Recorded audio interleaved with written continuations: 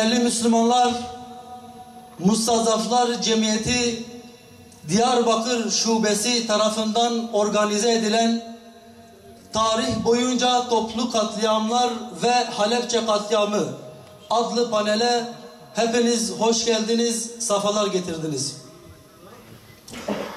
Değerli Müslümanlar, yıllardan beridir çeşitli etkinlikler düzenlenen 16-23 Mart Dünya Mustazaflar Haftası bugün itibariyle başlanmış bulunmaktadır.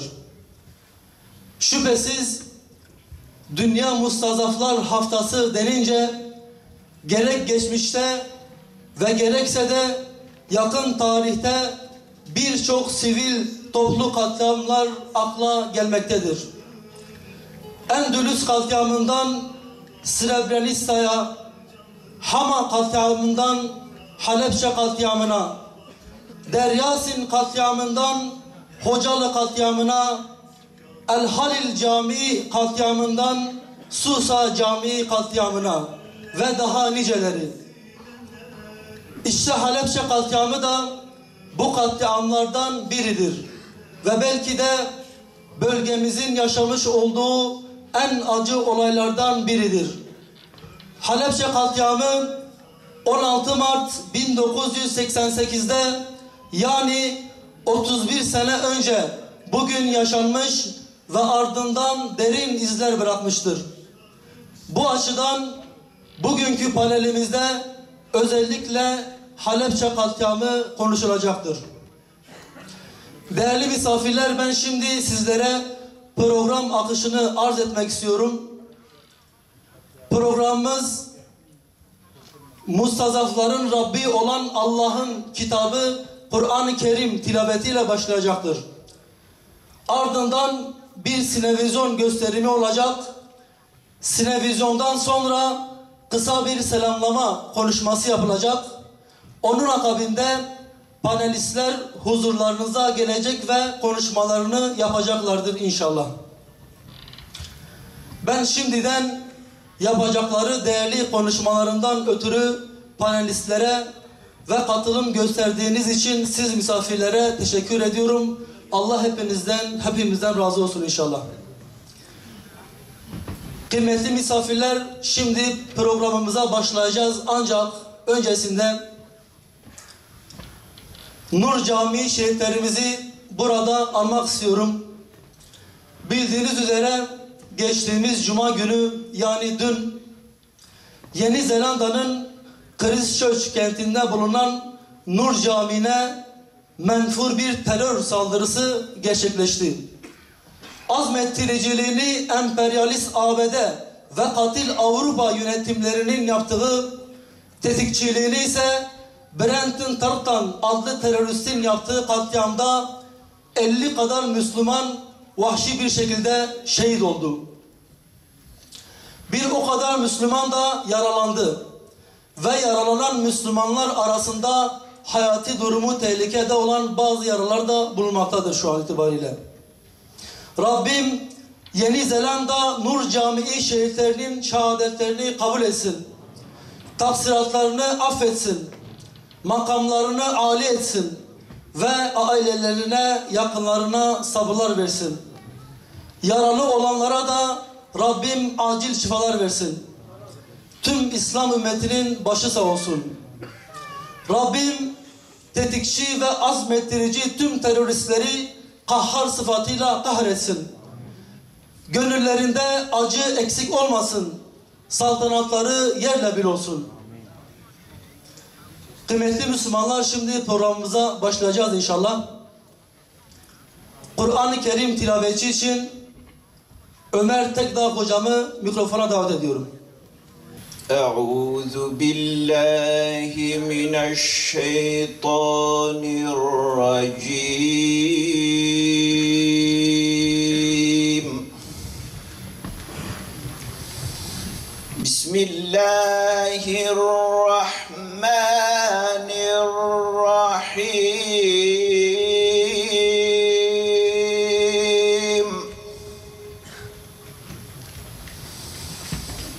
فاذكروني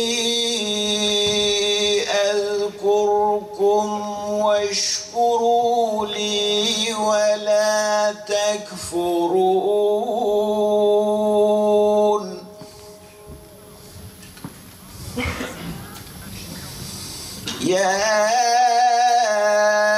أيها الذين آمنوا استعينوا بالصبر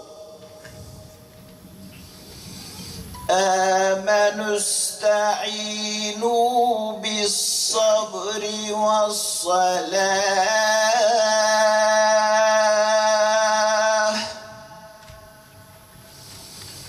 إن الله مع الصابرين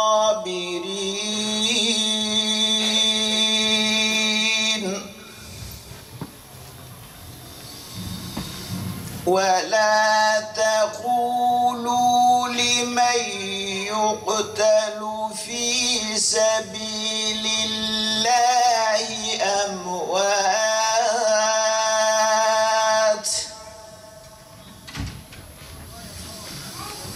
بل أحياء ولكن لا تشعرون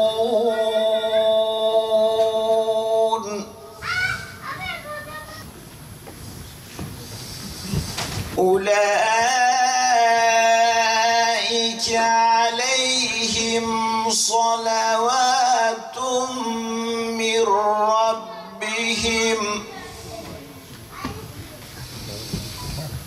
عليهم صلوات من ربهم ورحمة وأولئك هم المهتدون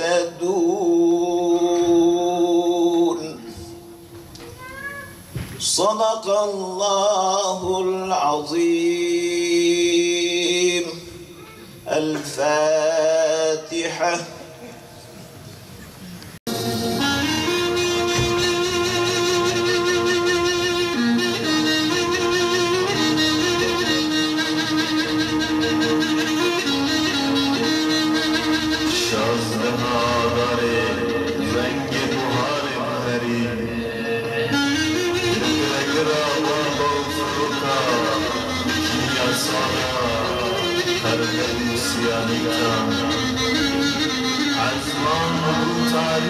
سر حلبچه به هزاران مسلمان چه زارو چه پیره چه اختیار و جوان به وحشتک و غداریک برمزن هاتن قتل کرن وحشتا امریکا و اوروپا ظلما ظالما جارکی دن بسر منابایی بسر حلبچه. Evvela sizleri Yüce Rabbimizin selamıyla selamlıyorum.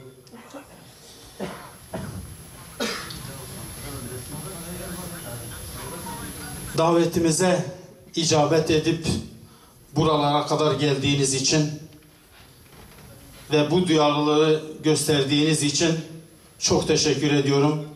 Rabbim hayrınızı kabul etsin inşallah Teala. Ayrıca yaşadığımız bu coğrafyada bugünün anlam ve önemine binaen kendimizin de geçtiğimiz nice zorluk, zahmet süreçlerini de kendimiz de yaşadığımız için bu vesileyle siz mustazaflara ayrıca hoş geldiniz diyorum, safalar getirdiniz diyorum. Kıymetli misafirler, her sene 16 ve 23 Mart Dünya Mustazaflar Haftası'nı anma etkinliğini yapıyoruz. Mazlum hatırlanmayı hak ettiği gibi zalim de lanet edilmeyi, zalime de lanet etmeyi gerekmektedir. Bildiğimiz gibi 1988 16 Mart'ında bundan tam 31 sene önce Halepçe'de demin televizyonda da gördüğümüz korkunç bir vahşet işlenmiştir. Belki de dünya tarihinin Hiroşima ve Nagasaki'ye atılan kimyasal bombalarından sonra belki de onlara daha eş denk gelebilecek bir vahşet işlenmiştir burada.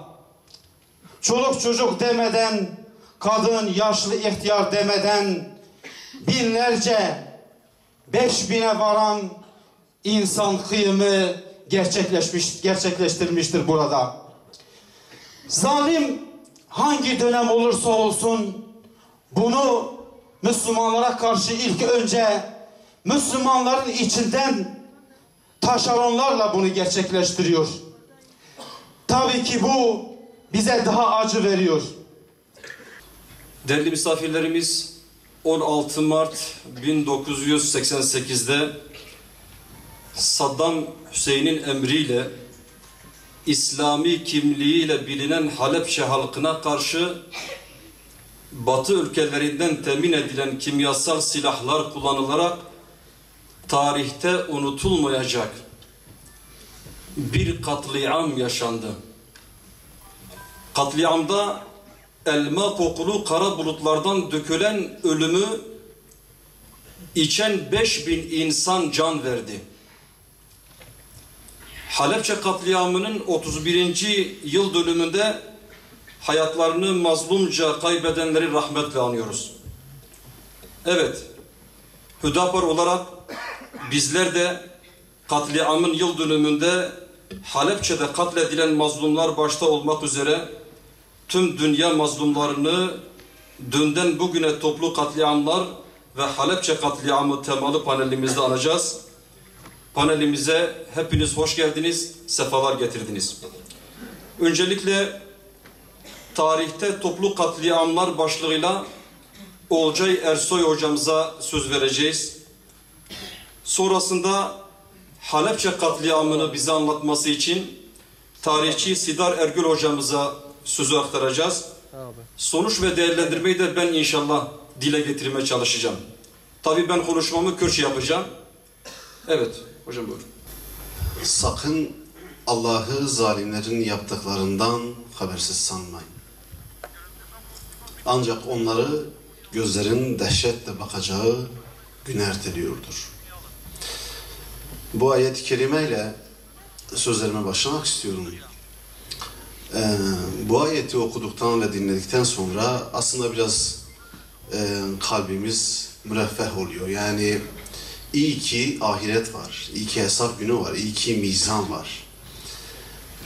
Kalbimiz müreffeh olsun ki zalimler yaptıklarının hesabını muhakkak bir gün vereceklerdir. Gün olur bu dünyada verirler yaptıklarının hesabını, gün olur bu hesap ahirete ertelenir. Ahirete kalan hesapta da hamdolsun ki Allah onların bu dünyada yaptıklarını burnundan fitil fitil getirir inşallah. Yani hiç kimsenin ahı hiç kimsede kalmayacaktır. Zalim ilel ebed payidar olmayacak, zalim abad olmayacaktır. Bu anlamda biraz daha bizim kalbimiz biraz daha teskin oluyor. Fakat tabii anlatacağımız, burada aktaracağımız konu hani sıradan da bir konu değil aslında. Katliamları anlatmak, cinayetleri anlatmak, acıyı, kederi, derdi anlatmak zor olsa gerek. Kelimelerin pek o kadar da kifayet edemediği bir durumu aktarıyoruz en nihayetinde. Belki de çoğu zaman dinlemek, anlatmaktan yeri gelir. Tabii ben katliamlar tarihçesi içerisinde maalesef ifade edeceğim bazı başlıklar var. Hem Anadolu'da, hem Kürdistan coğrafyasında, hem İslam coğrafyasının diğer bölgelerinde, hem de dünyada yaşanmış kimi katliamlara dikkat çekeceğim. O konuda hatırlatmalarda bulunacağım. Birçoğumuzun da aslında malumudur. Kendi üzerimizde yaşadığımız topraklarda olup bitenden bahsederken, bu topraklarda yaşanmışları anlatırken, biraz da şuradan aslında Osmanlı'nın yıkılışından, Osmanlı bakiyesi Türkiye'nin yeniden inşa edilmesinden, hani bilirsiniz İstiklal Harbi verilirken emperyalist işgalcilere karşı Anadolu'nun tüm medreselerinden, köylerden insanlar akın akın cephelere gittiler. Yeter ki küffar bu toprakları işgal etmesin. Hilafetin merkezini yıktılar. En azından geriye kalan kısmını da yok edip talan etmesinler diye büyük bir mücadele gösterdiler. Hatta bu mücadeleye destek vermek için İslam ülkelerinin, Pakistan başta olmak üzere, oradan dahi insanlar bu mücadeleye destek vermek için cephelere geldiler. Yani bu ülke kurulurken, bu ülke yeniden inşa edilir, bina edilirken çok büyük bedeller ödenmişti. Rabbim de bir muzafferiyet nasip etti aslında bu insanlara, bu topluma. Fakat maalesef ülkenin başına gelenler, bu ülkeyi idare edenler, özellikle 1923 ile 1950 arasında büyük zulümlere imza attılar. Osmanlı dediğim gibi hilafetin merkeziydi. Fakat yeni kurulan devlette hani ola ki ileride bir daha hilafete dönüş olmasın diye İslami ne varsa yok etmeye çalıştılar. Şeriat uygulamalarını toplumun içerisinden kaldırmaya çalıştılar. Bunu devletin kurumlarıyla da yaptılar. Yetmedi, halk da yaşamasın dediler. Ve büyük katliamlara imza attılar. Yeni devlet kuruldu. Bu devlet Türkçü, ulus bir anlayış üzerine bina edilmek istendi. Yeni devletin adı bu olacaktı. Türkçü ve ulusçu bir sistem, bir devlet. İslami bir devlet değil. Biz bir mücadele gösterdik. İstiklal Harbi'nde bu halk bütünüyle, Türküyle, Kürdüyle, Lazıyla, Çerkeziyle bir mücadele gösterdi. Bu mücadele daha müreffeh bir gelecekte yaşayabilmek içindi. Kime karşı gösterdi? Emperyalist işgalcilere karşı gösterdi. Batıcılara, batılılara gösterdi. Fakat maalesef süreç öyle bir yere evrildi ki batıcıların yaptığı, onların yaptığından çok daha fazla oldu. Yani bu ümmete, bu topluma batıcıların verdiği zarar, batılıların vermiş olduğu zarardan çok daha fazla oldu.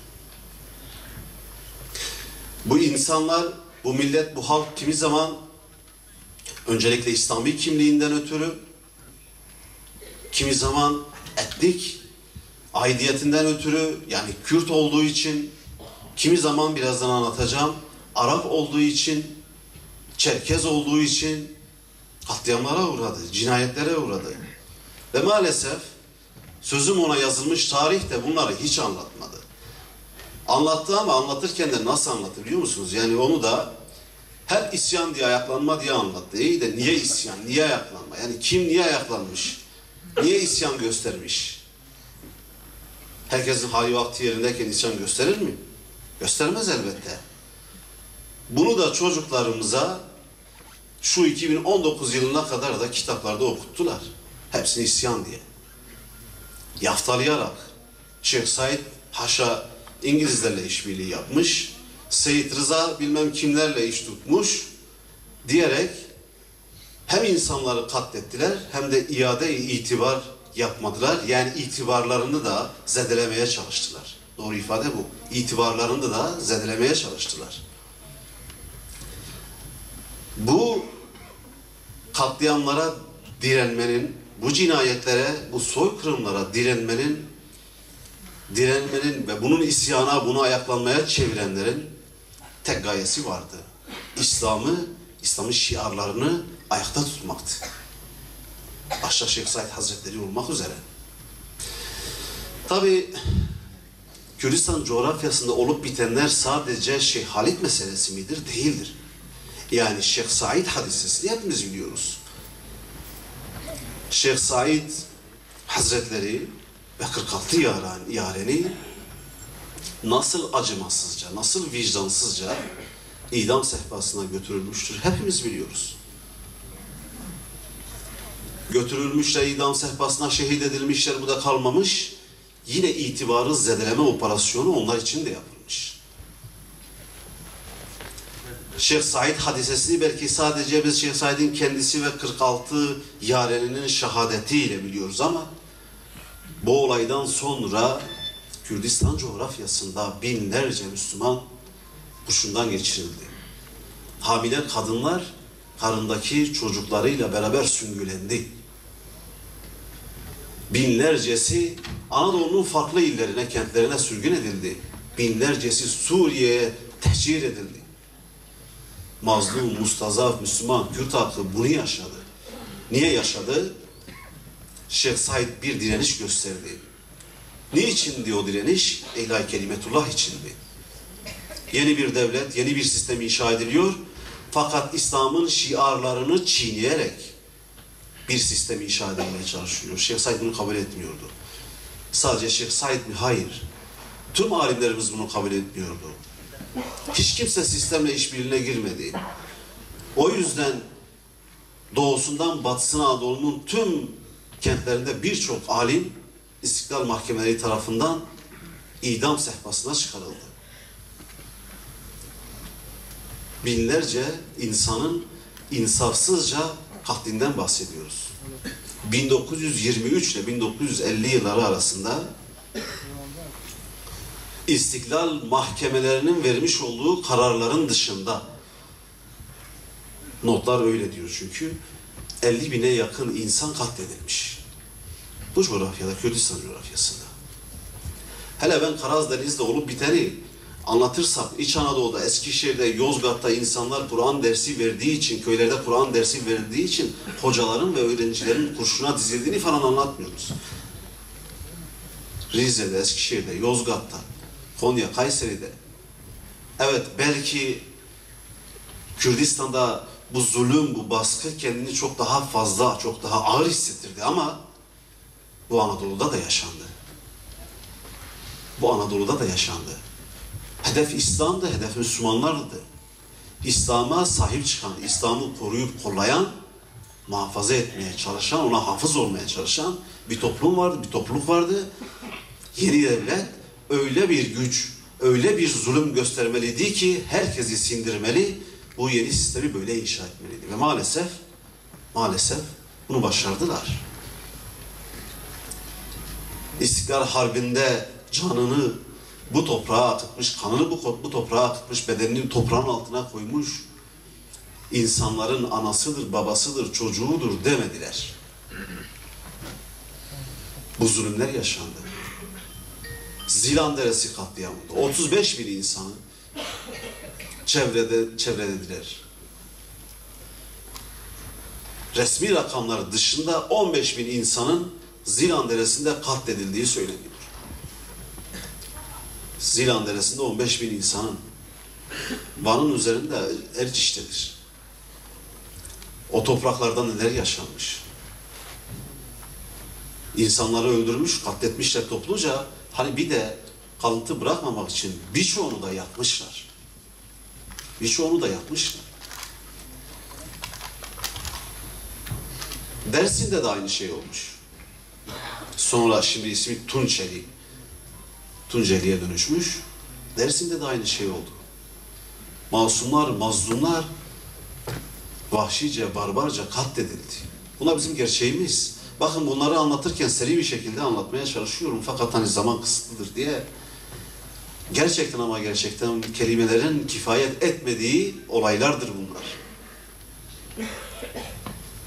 Zalimce, barbarca, vahşice diye tanımladığımız bu olaylar aslında çok daha fazlasını tanımlarken istiyor bizden. Dedim ya, kelimeler kifayet etmiyor. İnsanlar sadece namus-u ekberi muhafaza için direndikleri için değil, aynı zamanda kendi öz iffetlerine de sahip çıktıkları için katledildiler. Bu askerler o kadar zulümler icra ediyordular ki artık her şey, devletin kendisi onlardı sanki. Yani burada küçük bir onbaşıdan az önce bahsettim. Bir onbaşı devlet gibi hareket ediyor. Bakın bir olay daha anlatayım ben size. özellikle Sason'da yaşanan Şeyh Said hadisesinden, Şeyh Said kıyamından sonra yaşanmış bir olayı anlatayım. Sason'da olmuş, özellikle Herzan bölgesinde olmuş bir olay, Merato dağlarında olmuş bir olay.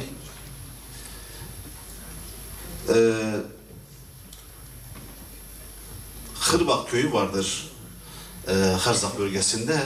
Tabi buradan aktaracağım da yine yazılı tarihten öte tanıklarından dinlediğimiz aktarımlar olacak. Tetere Badi'nin köyüne o dönem hayvan vergisi var, insan vergisi var, toprak vergisi var, her şeyde vergi var. İnsanlar zaten halk bir yokluk içerisinde, zaten bu yokluğu yaşıyor, bu da yetmezmiş gibi devlet halkın elinde kalmış olana da vergilerle tahsil etmeye çalışıyor. Ve tahsil ediyor da maalesef. Yani insanlar ne yapabilirdi ki ya oraya? Korkudan, tedirginlikten kimse bir şey yapamazdı. Yine bir jandarma yüzbaşı, kaymakam vekili, müftüyü de yanına almışlar. Bir de bir vergi topladıkları için bir de bir tahsildar yanlarına almışlar, çıkmışlar, köyleri dolaşıyorlar. En sonunda bu Herzan bölgesinde Tetere Bade'nin Hırbak köyüne gelmişler. Burada Arap nüfusun yoğunlukta yaşadığı bir bölgeden bahsediyoruz. Bu köye geldiklerinde Tetere Badi'nin evine gitmişler. Tetere Badi bakmış askerdir, vergi de toplamaya gelmişler. Fazla da ben bu askerlerle muhatap olmayayım demişler. İstediği parayı vermişler. Tetere Badi ellerine koymuş parayı. Tamam artık gidebilirsiniz demiş. Yani git, fazla da kalmayın bu köyde. Bunu istemiş. O arada tabii oturmuşlar bir odada Tetere Badi'nin evinde çay kahve falan içiyorlar. Bu yüzbaşı bir ara kalkmış, evin dışına çıkmış. Tetere Badi'nin rivayete göre, kimi rivayete göre kızı, kimi rivayete göre geleni. Dışarıda tandırda ekmek pişiriyor. Bu jandarma yüzbaşı kalkıp gidip köyün dışında ekmek pişiren bu bacımıza sarkıntılık etmeye başlamış. Sarkıntılık etmeye başlayınca kadın feryat figan etmiş, yardım istemiş. Tetere Badi dışarıya çıkmış, bakmış olup biteni görmüş. Bu olup biteni gördükten sonra zaten yüzbaşı başına ne geleceklerini anlamış, anladığı gibi kaçmış. Kadının iffetine el uzatmış. Cebindeki parasını zaten almaya gelmişler. Onca yerde zaten cinayetler, katliamlar işlemişler, bu da yetmemiş. Bir de kadının iffetine el uzatmaya çalışmışlar. Yüzbaşı atına binip kaçıyor esnada, müftüdür, kaymakam vekilidir, tahsildardır falan köylüler bunları hepsini öldürüyor. Askerler de 22 asker de köyün etrafında o ara. Askerler de kaçıyor, köylü ayaklanıyor. Tetere Badi'nin haber vermesiyle Herzan bölgesindeki tüm köylüler ayaklanıyorlar. İzzet-i nefis çok önemlidir. İffet çok önemlidir. Eğer buralardan taviz vermeye başlarsak, yani ölüm bizim için hiçbir şeydir. Dolayısıyla Tetere Badi burada izzetlice bir duruş sergiliyor. Ve bu yüzbaşı Ankara'ya tekrar çekiyor. Ne diyor? Diyor ki Tetere Badi Herzan bölgesinde, Sason bölgesinde devlete karşı isyan başlatmış. Kimse de sormuyor ya bu adam niye isyan başlatmış? Bu adam yıllardır atalarıyla beraber o bölgede yaşıyor. Niye isyan başlatmış? Sormasına gerek yok. Yüzbaşı rapor etmiş isyandır diye devlete. Bu ifade yeterli, bu rapor yeterlidir. Ve büyük bir ordu bölgeye sevk edilir. Bakın 1925'te başlamış, 1938'e kadar sürmüş bir süreç yaşanıyor. Bu olaydan sonra 7 yıl boyunca devlet güçleriyle bir çatışma yaşanıyor. Bu çatışmanın neticesinde binlerce insan katlediliyor. Acımasızca, vahşice. 38 yılından sonra sürem de Çok az kaldı ve çok az bir kısmını anlatabildim. Hızlı geçmeye çalışacağım. 38 yılından sonra bu Harzan bölgesindeki köylerin tamamı sürgün edilir. Nereye sürgün edilir? 14 farklı Anadolu'nun vilayetine sürgün edilir. Kimisi de yurt dışına tabii. Suriye başta olmak üzere buralara sürgün edilir. Bu bizim Anadolu'da, Kürdistan coğrafyasında yaşamış bazı toplu katliamlar, kıyımlar. Bununla birlikte İslam coğrafyasının bütününde yaşanmış maalesef bir katliam tecrübemiz var. Dünden bugüne hiç bitmemiş, acılarımız hiç dinmemiş, gözyaşımız hiç dinmemiş, kanımız hiç dinmemiş. Bakın daha dün Yeni Zelanda'da 49 Müslüman kardeşimiz vahşice katledildi. İbadet ederlerken katledildi. Filistin'de yaşananlar. Şimdi Sidar Hocam inşallah şimdi Halepçe'yi birazdan size anlatacak. Halepçe'de yaşananlar bu dünyada küçük bir azınlık, bir elit sınıf oldum olası hep dünyanın tümünü sömürmeye çalışmıştır. Bu sömürgeci anlayış bu katliamları doğurmuştur. Bu sömürgeci anlayış bu katliamları doğurmuştur.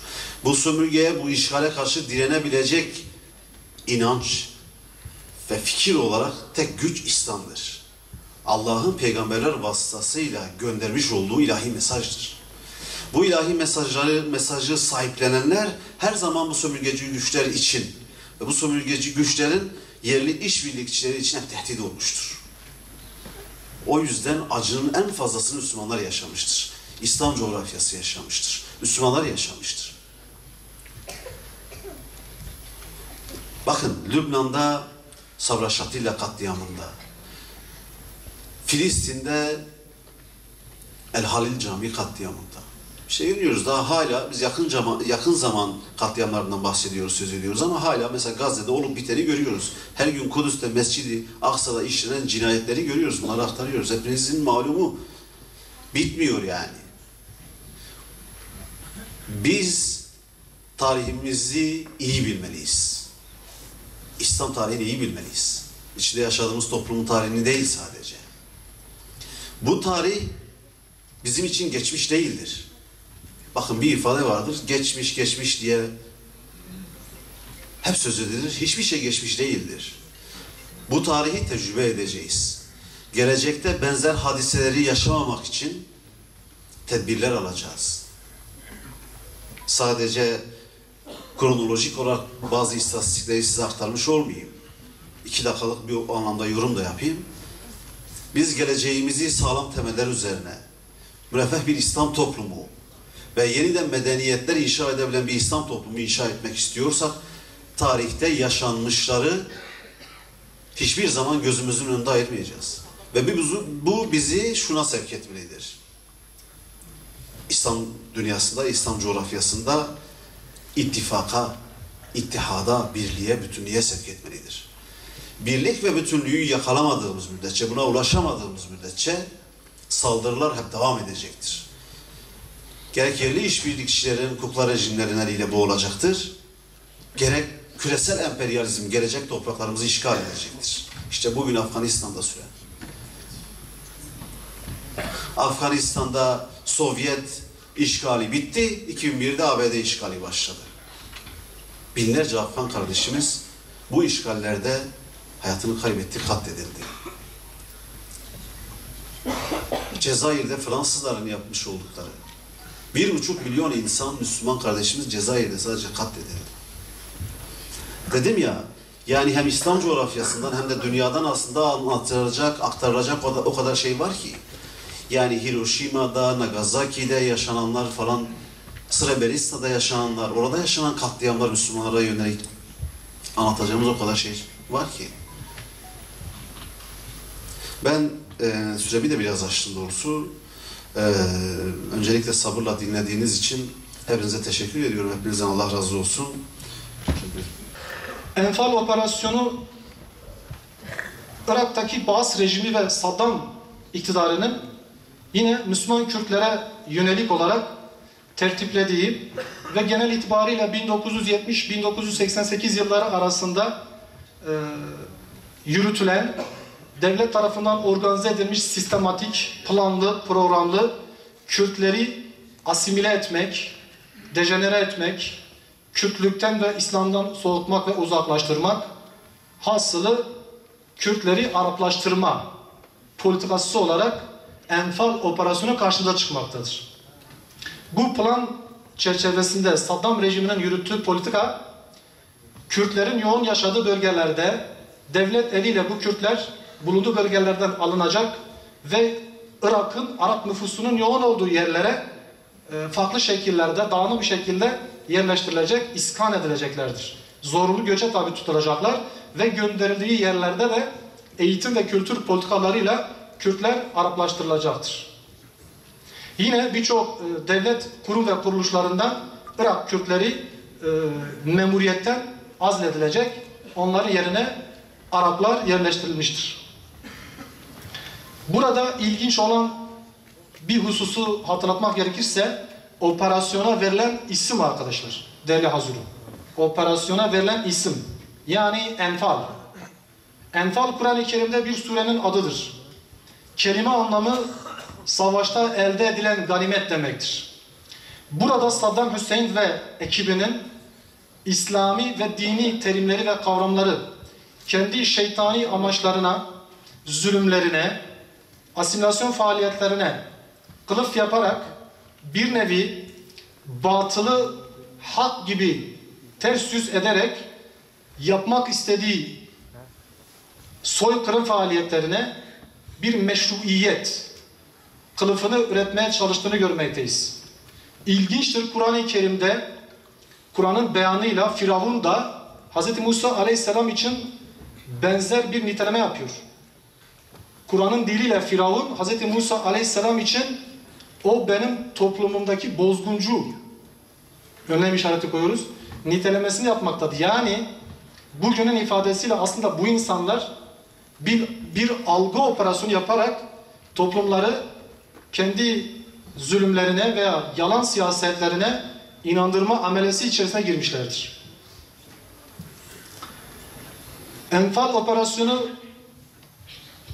Saddam'ın generallerinden Ali Hasan el-Mecid adı verilen ve Kürtlerin nazarında Kimyasal Ali lakabıyla anılan zorba tarafından organize edilmiş ve bu Enfal operasyonları sonucunda Uluslararası Soykırım Araştırmaları Merkezi'nin verisine göre 180 bin kadar Kürt katledilmiştir. Yanlış anlaşılmasın, karıştırmayınız arkadaşlar. Değerli Hazırım, bu Halepçe katliamı değil. Enfal operasyonundaki katliam. Uluslararası Soykırım Araştırmaları Merkezi verisine göre Enfal operasyonunda yaklaşık 180 bin Kürt Saddam rejimi tarafından katledilmiştir. Yine bu operasyon çerçevesinde 60 bin çocuk yetim kalmış, 35 bin kadın dul kalmıştır. Halepçe'ye gelirsek, Halepçe Kürtlerin Hiroşima'sı şeklinde bir benzetme yapabiliriz. Hocam konuşmasına değinmiş idi. Hiroşima 2. Dünya Savaşı'nda Haydut Devlet ABD'nin ilk kez geliştirdiği, üretmiş olduğu atom bombalarını Japonya'nın Hiroşima kentinde kullanması ve bu atom bombası saldırısı neticesinde çok kısa zaman dilimi içerisinde 100 binden fazla insanın öldürüldüğü olaydır. Dolayısıyla benzer bir vaka bu hadiselerin sonra dünya tarihinde ilk kez Saddam tarafından Irak Kürtleri üzerinde de uygulanmıştır. Dolayısıyla Halepçe katliamı Kürtlerin Hiroşima'sı şeklinde de ifade edilebilir. Halepçe'de ne oldu? Katliama giden süreç nasıl yaşandı? Halepçe, evet arkadaşlarımız da değindi. 1988 16 Mart günü tanıkların ifadesiyle, katliam tanıklarının ifadesiyle yanmış et kokusundan başımızın döndüğü, çocuğuna sarılı bir şekilde can veren baba ile çocuğun bir fotoğraf karesinde buluşturan tarifi imkansız, trajik hadisenin feryadıdır Halepçe. O fotoğraf karesi de en üst köşede gördüğünüz, daha sonra kim olduğunu da inşallah metinden okuyup sizinle paylaşacağım. Bir görüşe göre Halepçe katliamı Saddam Hüseyin rejimi tarafından tertiplenen ve 15 yıldan fazla sürmüş olan Enfal operasyonunun bir parçasıdır. Ama bir başka görüşe göre ise Enfal operasyonuyla alakası yoktur. Halepçe İran-Irak savaşı nedeniyle spontane, lokal, özel olarak gelişmiş ve o anda Saddam'ın karar vererek tertiplediği bir olaydır. Halepçe yaklaşık 70-80 bin nüfusa sahip, bugünkü Irak'ın İran sınırına yakın bir kasabası. Böylesi nüfusu çok büyük olmayan bir kasaba niçin bu kadar çok önemli? Bununla ilgili Halepçe'nin İran'a sınırının olması, o dönem İran ve Irak arasında savaşın yaşanması, 3. Halepçe'nin Kürtlerin iki büyük şehri olan Erbil ve Süleymaniye ile karayolu bağlantısı sağlaması, 4. O dönemde Celal Talabani'nin, ki bu da sosyalist, Marksist bir kişidir arkadaşlar, Deli Hazır'ın, Talabani'nin peşmergelerinin adeta merkez üssü, askeri üssü gibi kullanıldığı bir yer idi. Bütün bu sebepler Halepçe'yi önemli kılıyordu. 16 Mart günü Saddam'ın saldırısı Komünist Sovyet Rusya'dan satın almış olduğu 8 adet MiG-23 adlı savaş uçaklarıyla bombardıman başlıyor ve Halepçe semalarında yaklaşık 3 saat süren kimyasal zehirli gaz saldırısı gerçekleşmiş oluyor. Bu saldırıda farklı rakamlar belirtilse de bendeki verilere göre 6357 Halepçeli Müslüman zehirlenerek ya da yanarak can vermiştir. 14.765 kişi de farklı şekillerde yaralanmıştır. Halepçe katliamında can verenler ve yaralananların sayısı 6357 şehit, 14.765 kişi de farklı şekillerde yaralanmıştır. Geri kalanlar da farklı şekillerde oradan kaçıp göç etmiştir. Şunu da hatırlatmak lazım. Belki zannediyoruz ki Saddam'ın kimyasal saldırıları sadece Halepçe'ye yapılmıştır. Saddam'ın kimyasal saldırısı sadece Halepçe'ye yapılmamıştır. İran-Irak savaşı sürecinde Irak'ın farklı yerlerinde Saddam'ın kimyasal saldırıları olmuştur. Ve bu farklı saldırılar sonucunda toplamda 80 bin kişi katledilmiştir. Sadece kimyasal saldırılar nedeniyle 80 bin kişi katledilmiştir. Halepçe'de ise bazı veriler 5 bin, ben de 6 bin küsür arz ettim. Bunun dışında bir de toplamda 80 bin kişi yine kimyasal gaz saldırısıyla katledilmiştir. Profesör Doktor Fuan Baba'nın ifadesine göre Halepçe'de kullanılan gazın tesiri Hiroşima'da kullanılan atom bombasında oluşan gazdan 4 kat daha fazla tesir uyandırmıştır. Gelip buraya mesela meşbuku Halepçe'ye o evi müjara hani evi Konya mecbukul ser mazlumiyetiye brasti tariha Kürda da yani daimi ku Kürt kevin aklı insan mazlumiyet zulüm o çaresizliği bir insan jiber ku me de her devru zamana da bhakikat dost xo o neyar xo yani bi tamamı ez dibêjim nekur ser hinek kesmaten ez dibêjim me tam jev neqetande me carna neyara şura dost kabul kir me carna bi nezanî me da pey neyara me got belkî vana xelaskirokê me ne o ji ber wî van tofan û furtuna ji ser serê me kêm nebûn. Lomak Üstad Bediüzzaman rahmetullah aleyh ایشا دلی مدبیجه جمرا ان تشتی که فرض لازمه علمه اگر که کرد براستی اگر کل تاریخا خو بچونا که تاریخا وان به مدرسات جینه یعنی دائمی علم جبر چی آلی باتیه دا لبلی نسلا که جسد سال ویدا ام لپی دنیای لپی نفسا خو لپی شیطان جبوک ام چون خدا عز و جل عذابکی مزن لدنیای دامه و مشدرد و مصیبتا جی مخالی ناهیله قلی برایا يعني مع تأسف إيدي بيه حالي من مسلمانا أم صادجة أم ريو خدش ميرن دفالان قتل عمدا چقاسا كرد هادن كشتني دفالان قتل عمدا چقاسا إنسان قتل بون صادجة بالتاني ما حساب ما كيسي كريا دستي خو وأم ريو خدش ميرن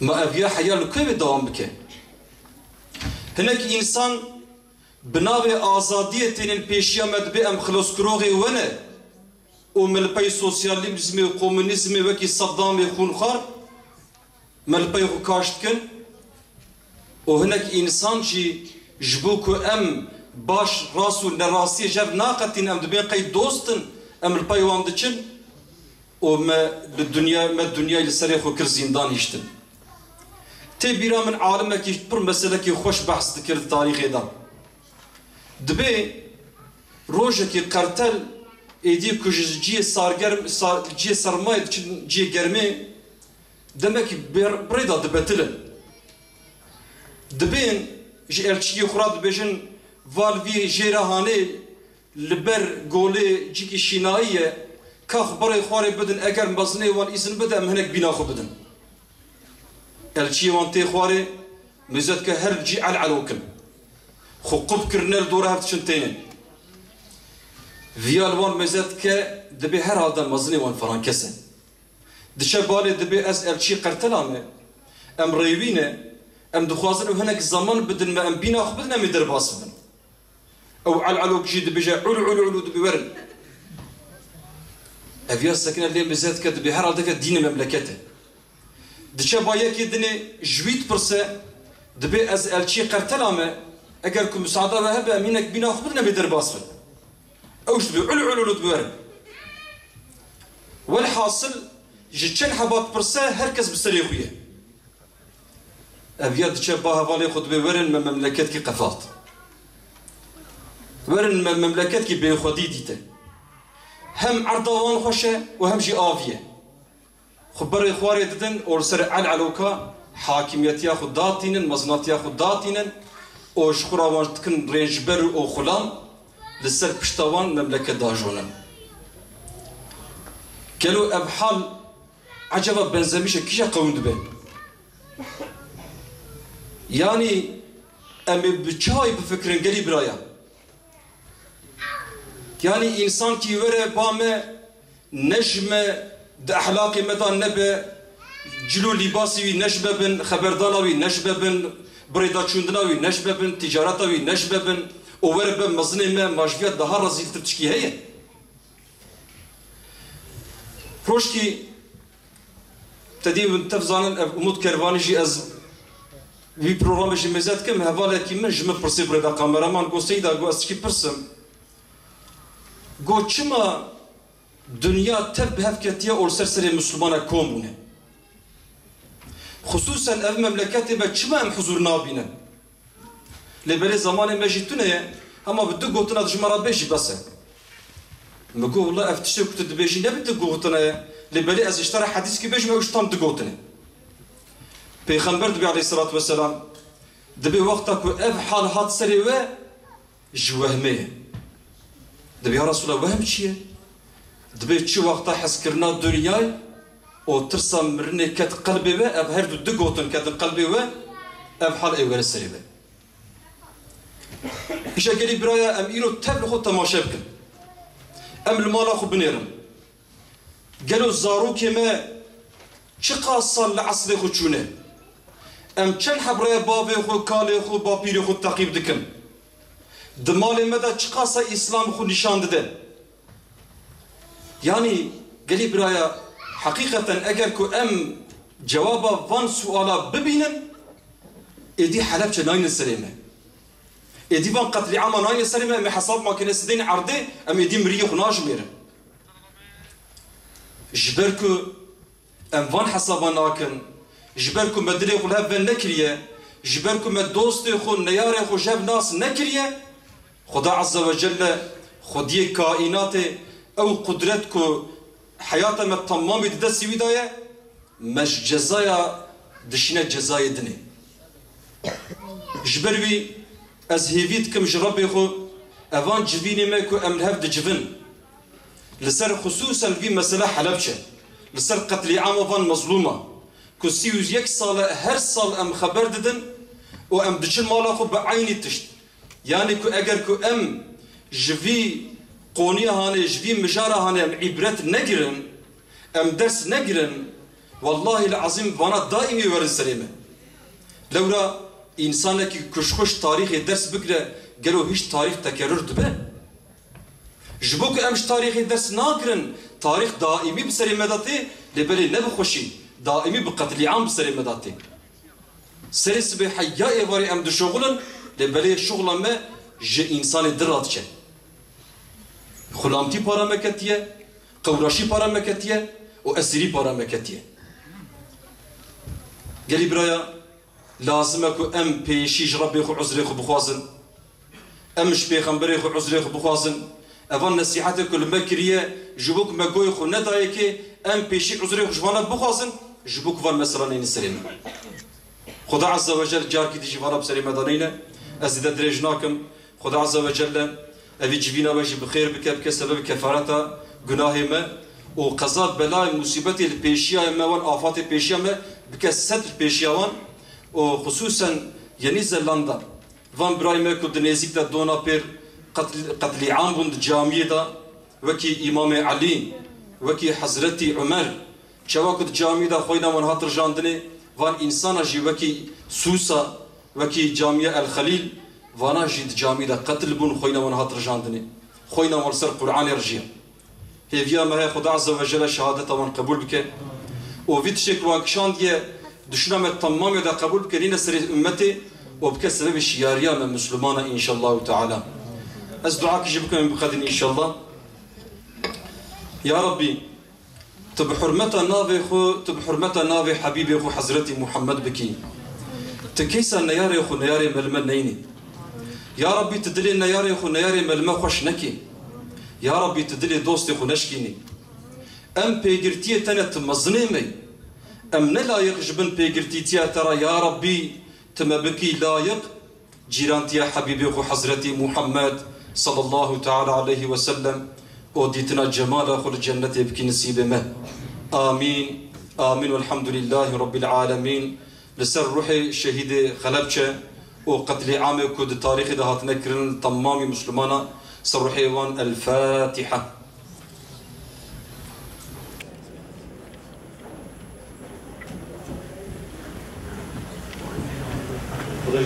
إن شاء الله